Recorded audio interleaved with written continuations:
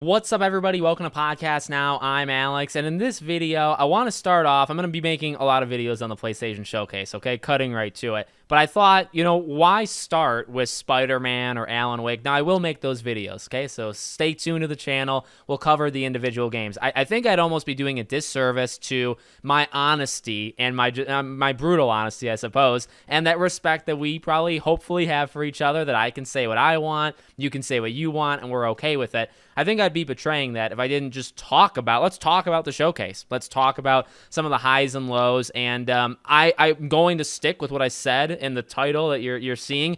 It has to be, I think, the most uneven show I've ever seen.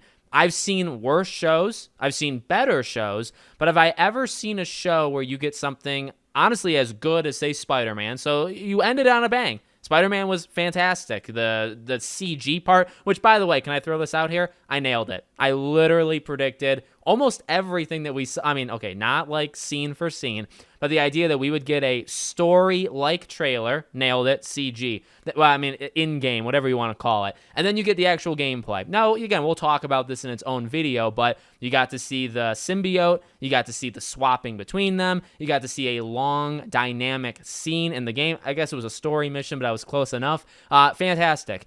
But then you end it by saying fall 2023. So it's going to not come out in September. I cannot imagine that game coming out in September. You would have given a date. Now, that's a prediction, confidently, I suppose, but that one's odd. But that, to me, that really sums up the whole showcase. You have something incredible that's just really good. I'm not saying anything bad about what we saw visually for Spider-Man 2. It was excellent. It was the way, I suppose, to end the show. You could have started with it, but that would have probably not worked. So you end the show like it. But you don't give a date, which is like, well, that really sums up the whole thing, because you had excellent things like Alan Wake, which I think looks freaking insane. It looks so, so good. Assassin's Creed Mirage gave me vibes of old Assassin's Creed. It had some newer stuff in it as well. Like, it definitely, I thought of Origins and Odyssey and stuff like that, but it felt like they were trying to go backwards, which is good. I want them to go back into those games. Phantom Blade looks phenomenal. Sword of the Sea maybe is one of the best looking games that were there. I'm a huge Journey fan. I'm actually a huge Abzu fan, which very few people talk about. That game looks freaking insane. Okay, so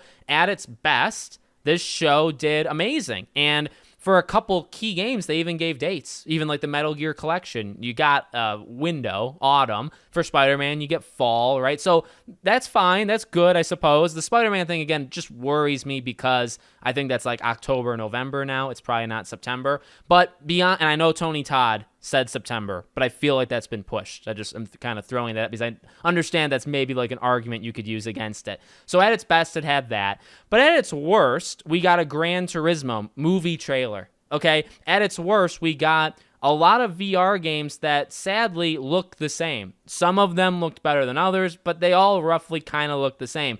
You have a lot of Battle Royale, which is not surprising. We know Sony is going down that road.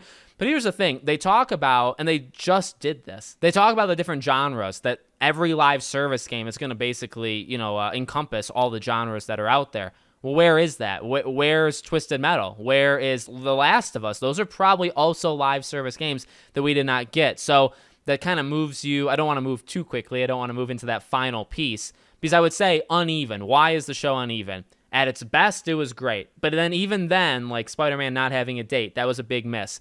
At its worst, it showed a movie trailer, okay? Showed a movie trailer, and then there were some games that are a little bit repetitive, some, again, Battle Royale games that I just don't care about. Now, does that mean everybody doesn't care? No. It means it's my video. I'm saying I don't care. It's okay, whatever you want to think about any of these games.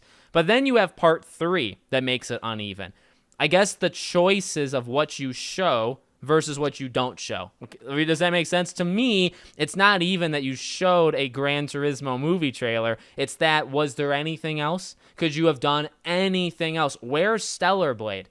Where's Stellar Blade? That game probably supposed to come out this year, right? Maybe early next year. We haven't seen it in a long time. The game looks great. I'm a big fan of that game. But where is it? Why couldn't we have gotten that in place of the Gran Turismo movie? Some of these Battle Royale games, do we need them? Do we need the Splatoon 3 mixed with Persona Music Square Enix game? Was that necessary? Maybe, maybe not. So that's my point. Could we have had The Last of Us multiplayer?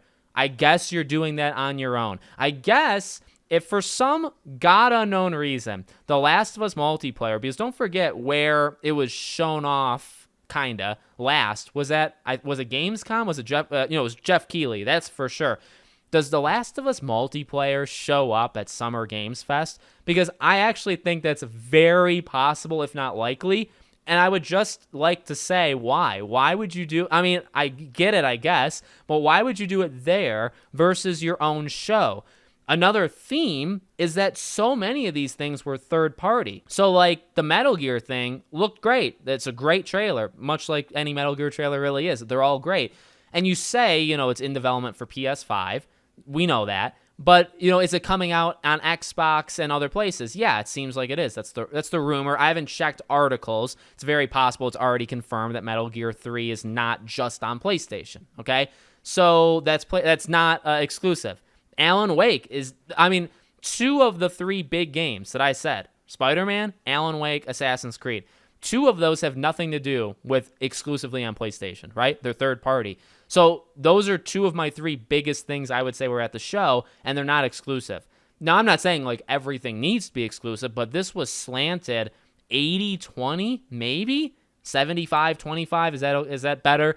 That's pretty not good in my opinion. That was too many third party to first party. I know you don't have like 1,000 first party. I get it. I understand that. But again, like Last of Us, Twisted Metal, there's two right there. Stellar Blade, isn't that a console exclusive at least for PlayStation? There's three, even though you're not, the developer. There's three right there. Couldn't you have done any of them? And again, if Twisted Metal or The Last of Us shows up at Summer Games Fest, that could have helped. That could have helped here and not Summer Games Fest. So, yeah, uneven. Very uneven show. Not the worst show I've ever seen. I've definitely seen worse, but not even close. This was not the best show.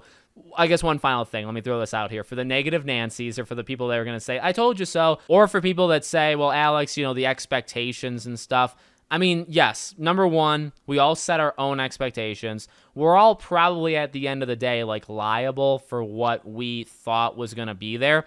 But here's the thing. I've said Sly and Uncharted. Uncharted maybe could have been a possibility, but Sly and Infamous and things like that, those things were never going to happen. Kingdom Hearts 4, Persona 6, they were wish list items. My jaw would have dropped if we saw those. They weren't there. I'm not going to get mad at that. I want to, again, make it very clear. Specifically what I'm mad at is, lack of dates, I think, just across the board. That's number one. Number two, I think you can show Stellar Blade, Last of Us, Twisted Metal. I don't know where they are, but I think you can show them, and you didn't show them. That's an issue. The difference between third-party and first-party games, that was an issue. The Battle Royale angle, which, maybe you expect that. That doesn't mean you have to like it. I can expect that we're going to see it. I could know we're going to see it. I don't have to like it. I can like it if I want to, right? Does that make sense? So let me know what you guys think in the comments. I'll be having videos, like I said, on some of the bigger things that stood out to me, and those will be some of the bigger games, but it'll also be some of those smaller ones like Phantom Blade and Sword of the Sea. We'll probably cover all of those 5-ish games over the next couple of days on the channel. Let me know what you think. Make sure you're subscribed, bell icon turned on. I hope to see you all on the next one.